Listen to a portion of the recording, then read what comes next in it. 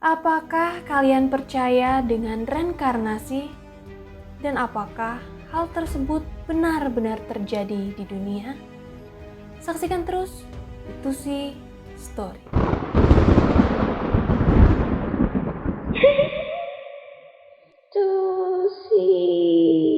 Welcome back to Tusi Story. Di mana ada Tusi, di situ ada story. Di story kali ini guys, aku akan membahas kasus-kasus anak kecil yang dipercaya merupakan reinkarnasi dari seseorang yang sudah meninggal.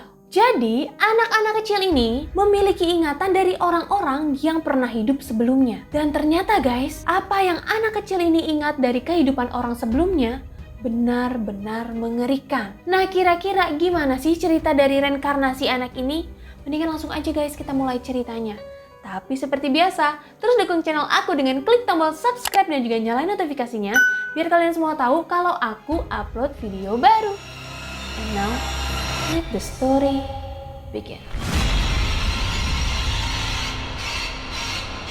Sebelum kita masuk ke kasus-kasusnya guys, aku mau sedikit ngejelasin tentang reinkarnasi. So, reinkarnasi adalah sebuah kepercayaan bahwa seseorang itu akan mati dan dilahirkan kembali dalam bentuk kehidupan lain. Mungkin nih, emang banyak dari kalian yang gak percaya dengan reinkarnasi. Tapi guys, ada beberapa kepercayaan yang sangat mempercayai reinkarnasi. Seperti yang dianut oleh masyarakat dalam tradisi keagamaan India, yaitu Hindu dan Jainisme. Atau ada juga nih kepercayaan dalam Yunani kuno. Nah, satu hal yang dipercayai tentang reinkarnasi, bahwa apa yang dilakukan seseorang dalam kehidupan sebelumnya akan memiliki pengaruh terhadap reinkarnasi kehidupannya di masa depan. Jadi nih guys, jika seseorang punya perilaku baik, kemungkinan dia akan bereinkarnasi dalam wujud manusia sebagai bentuk hadiah. Tapi jika seseorang bertindak buruk dalam kehidupan sebelumnya, maka kemungkinan akan bereinkarnasi jadi binatang atau tanaman sebagai hukuman. Nah, kalian juga mesti tahu nih guys, kalau ribuan anak di dunia ini mengklaim bahwa dulunya pernah jadi orang lain. Dan hal ini juga diperkuat oleh Professor of Psychiatry and Neurobehavioral Science dari University of Virginia, Dr. Jim Tucker, yang udah melakukan penelitian terhadap kasus reinkarnasi pada anak kecil. Jadi, sejak tahun 1990-an, Dr. Jim Tucker ini udah keliling dunia guys, demi menginvestigasi kasus reinkarnasi anak. Dan ternyata nih, ada lebih dari 2.500 kasus yang beberapa di antaranya merupakan kasus yang sangat istimewa. Dan Dr. Tucker juga bilang kalau 70%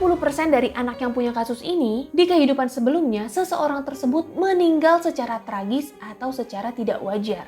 Entah itu kecelakaan maut, bunuh diri, ataupun dibunuh. Nah, aku udah ngumpulin beberapa cerita yang katanya Dr. Tucker sangat istimewa. Dan ini dia ceritanya.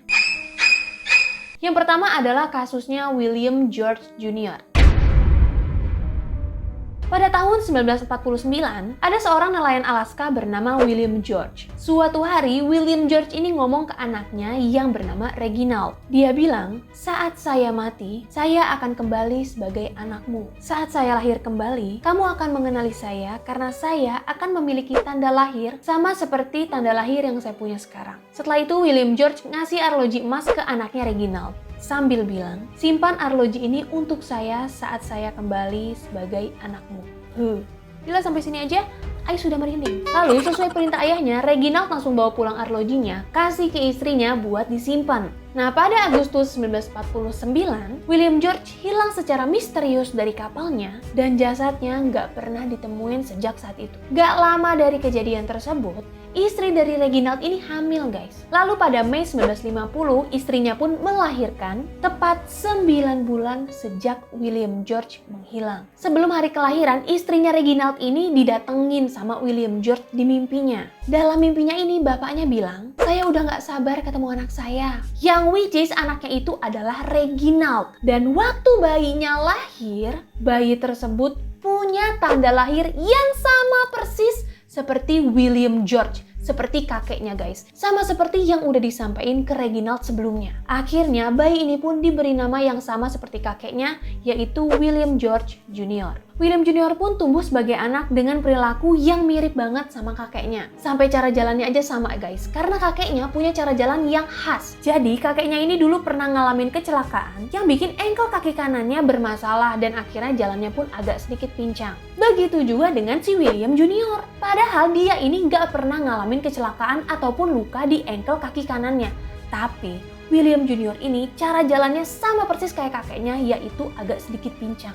Semakin tumbuh gede, keluarganya ini benar-benar nyadar kalau muka dan juga postur tubuh William Junior ini benar-benar semakin mirip sama kakeknya. Dan anehnya lagi, William Junior punya pengetahuan yang luar biasa tentang kapal dan juga memancing. Kayak dia tahu tempat paling bagus untuk memancing di mana, dan dia juga tahu gimana caranya pakai jaring.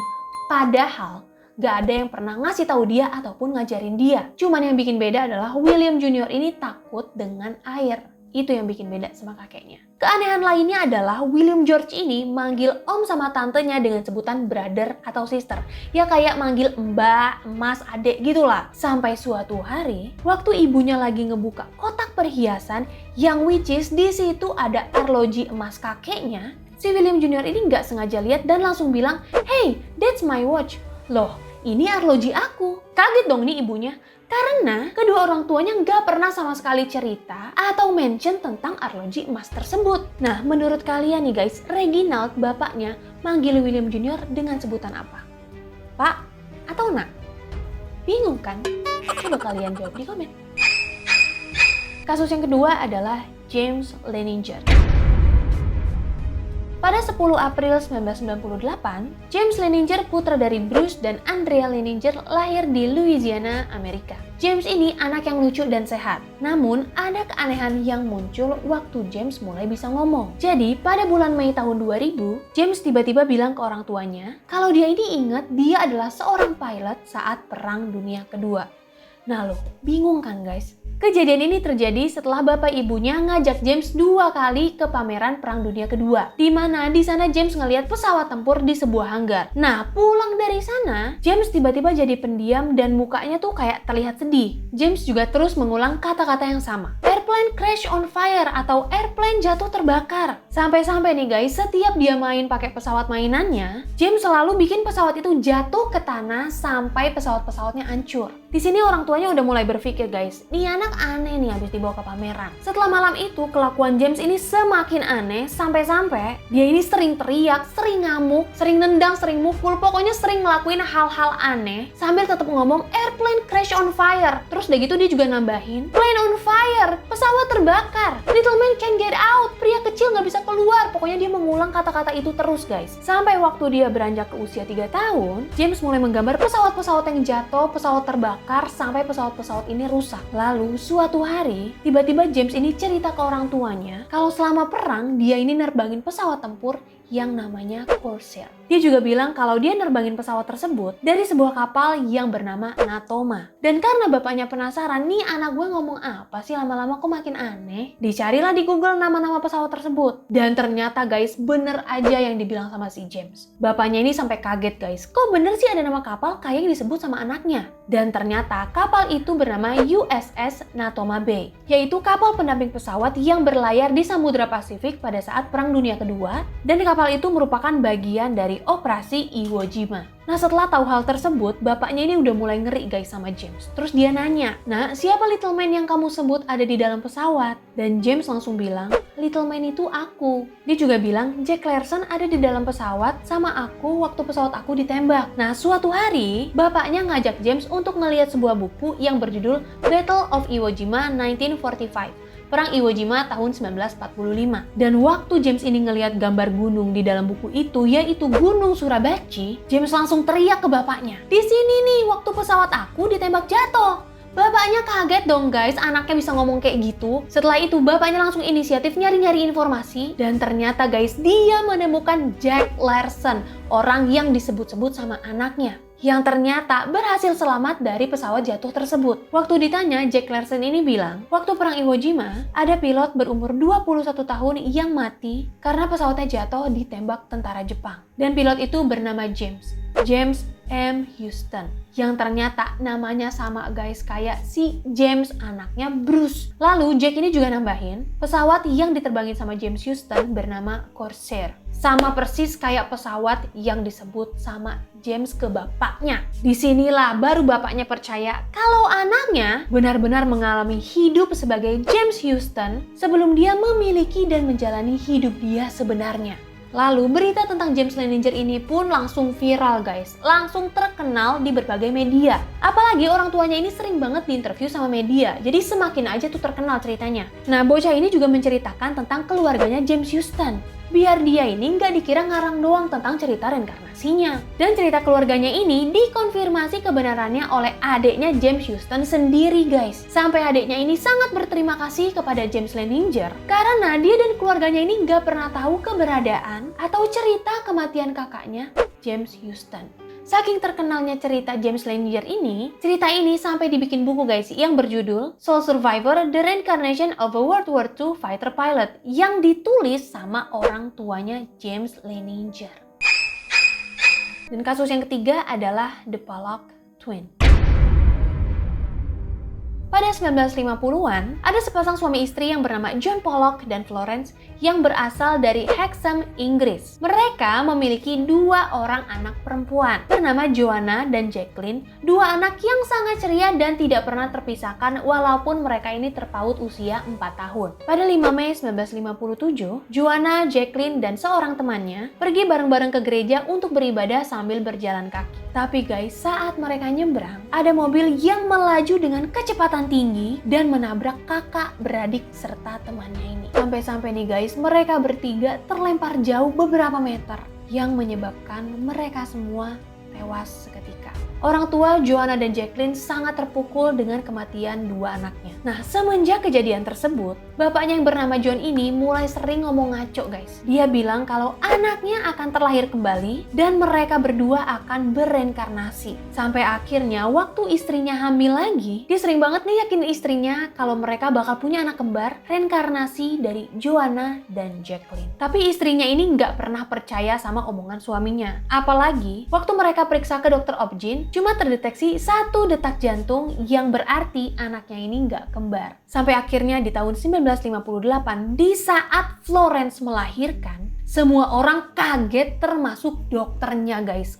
Karena Florence melahirkan anak kembar. Omongan bapaknya semuanya benar. Lalu kedua anak kembar ini diberi nama Jillian dan Jennifer. Gak cuma tiba-tiba kembar aja guys yang bikin kaget. Pas dicek, Jillian sang kakak ini punya tanda lahir di jidat, persis tempat luka yang nyebabin Joanna tewas. Dan adenya, si Jennifer, punya tanda lahir di punggung, persis tempat luka yang bikin Jacqueline tewas. Nah, setelah lahiran, Jones dan Florence pindah rumah ke sebuah wilayah yang bernama Whiteley Bay. Namun, 3 tahun kemudian setelah mereka pindah, ada keanehan yang terjadi. Anak kembar mereka nih tiba-tiba bilang, "Aku pengen jalan-jalan ke Hexham." Kaget dong nih kedua orang tuanya, karena mereka ini nggak pernah cerita atau sebut-sebut tentang rumah lama mereka yang ada di Hexham. Mereka ini juga belum menceritakan tentang kematian 2 kakaknya ke anak kembarnya. Tapi akhirnya dibawalah nih anak kembarnya ke Hexham, ya mungkin orang tuanya juga mau bernostalgia. Nah, waktu sampai di Hexham, orang tuanya ini dibikin kaget lagi guys. Karena kedua anak kembar ini bisa nyebutin nama-nama jalan pintas menuju sekolah kakak-kakaknya dulu. Mereka juga tahu tempat taman bermain tuh di mana. Sampai 2 anak kembar ini bisa nyebutin rumah teman-teman kakaknya yang ada di Hexham.